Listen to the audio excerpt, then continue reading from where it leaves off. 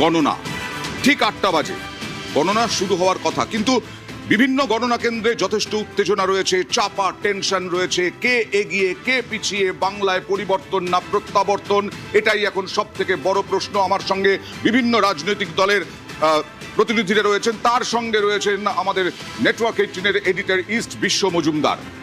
আজকে গণনা শুরু হচ্ছে। এত দিন ধরে রাজনৈতিক তীব্র উত্তেজনা, রাজনৈতিক লড়াই, কেন্দ্র রাজ্য সংঘাত, কমিশন তৃণমূল সংঘাত, সবের মধ্যে ভোট হলো 2 দফায়, নজিরবিহীনভাবে। এছাড়াও নজিরবিহীনভাবে অনেক কিছু ঘটলো। কিন্তু আমি বিশ্বদার কাছে যাব, আজকে গণনা তো শুরু হচ্ছে, কিন্তু কোথাও একটা ন্যারেটিভ চলে এসেছিল যে চুপচাপ ভোট হচ্ছে। তুমি তো জেলায় জেলায় ঘুরেছো, এই চুপচাপ ভোটের কারণ কি? দেখো অয়ন, প্রথম কথা হচ্ছে যে একটা সেকশন বলছে সাইলেন্ট ভোট হচ্ছে। এখন এই সাইলেন্ট ভোটটা কোন দিকে যাচ্ছে সেটা নিয়ে অনেকের মধ্যে একটা প্রশ্ন রয়েছে।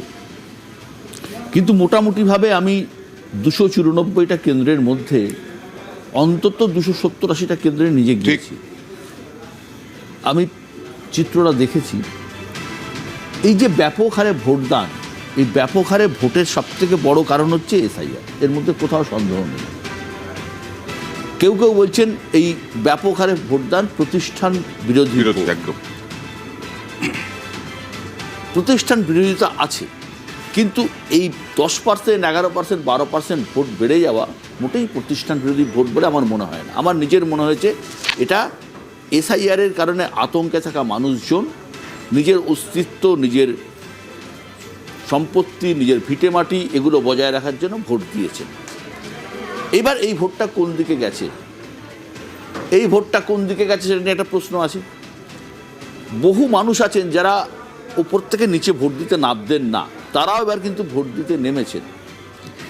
বহু বাম মনোভাবাপন্ন সিনিয়র মানুষ আছেন যারা বাম চলে যাওয়ার পরে তারা ভোট দিতে নামেননি, তারা এবারে ভোট দিতে নেমেছেন। এখন এই ভোটটা কোন দিকে যাবে সেটা নিয়ে একটা বড় প্রশ্ন। কেউ কেউ বলছেন যে পরিযায়ী শ্রমিক যারা মাইগ্রেন্ট লেবার তারা এসছেন, দলে দলে ভোট দিয়েছেন, এই ভোটটা তৃণমূলের পক্ষে যাবে। কেউ কেউ বলছেন প্রতিষ্ঠান বিরোধী ভোট পক্ষে যাবে। বামেরা বলছেন আমাদের ভোট ফিরবে। কিন্তু হ্যাঁ, এটা ঠিক যে একটা বড় সেকশন ভোট, সেটা কিন্তু এই যে 10-11% ভোট, এটা কিন্তু ঠিক করে দেবে যে কারা সরকারে আসবে। ঠিক। এইবার ওভারঅল যদি দেখা যায় যে পশ্চিমবঙ্গের ভোট চিত্র, তাতে একটা হালকা ভোটার থাকে যারা মনে করেন যে ফ্লোটিং ভোটার যে বলা হয়, এই ফ্লোটিং ভোটারদের একটা বড় সেকশন কোন দিকে যাবেন সেটা নিয়েও প্রশ্ন আছে। তবে এতদিন ধরে নির্বাচন করার অভিজ্ঞতা থেকে বলছি, প্রায় 32 বছর ধরে নির্বাচন করার আগে থেকে না বলি অভিজ্ঞতা থেকে বলছি যে মানুষ, অবশ্যই মানুষের মধ্যে অসন্তোষ আছে, কিন্তু এক্ষুনি যে পরিবর্তনের ঝড়ে সব উড়ে যাবে সেরকম কিন্তু আমি দেখিনি। আমি জানি না কি হবে, আমার সত্যি তাই জানা নেই। তুমি যেটা বললে যে বেশি ভোট পড়া মানে একটা ধারণা আছে প্রতিষ্ঠান বিরোধিতা। এই ভোটে নজিরবিহীন অনেক কিছু ঘটনা ঘটেছে। এবার একটা কথা বলি যে 2011 সালে পশ্চিমবঙ্গে 84% মতো ভোট পড়েছিল, একটা হিউজ ভোট পড়েছিল। সেইটাকে ধরা হয়েছিল যে পরিবর্তনের ভোট। তুমি যদি পরিবর্তন দেখো তাহলে 1947 সালের পর ভারতবর্ষে প্রথম নির্বাচন হয়েছিল 1952 সালে, পরিবর্তন হয়েছিল সেই অর্থে 77 সালে। 30 বছর লেগেছিল পরিবর্তন হতে, এবং 77 সালে পরিবর্তন হয়েছিল ইন্দিরা গান্ধীর জরুরি অবস্থার উপর ভিত্তি করে, এবং জরুরি অবস্থার বিরুদ্ধে ভোট দিয়েছিল মানুষ, সবাই এক হয়ে গিয়েছিল।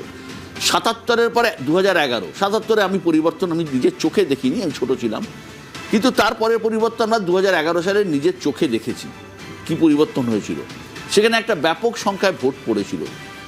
এবারেও ব্যাপক সংখ্যায় ভোট পড়েছে, কিন্তু এবারে ব্যাপক সংখ্যায় ভোট তুমি যদি দেখো তাহলে তামিলনাড়ুতেও একই ঘটনা ঘটেছে, বিহারেও একই ঘটনা ঘটেছে। সব জায়গায়, যেসব জায়গায় এসআইআর হয়েছে সব জায়গা থেকে 10% ভোট এক্সট্রা পড়েছে। এটা আমার মনে হয় না শুধু পরিবর্তন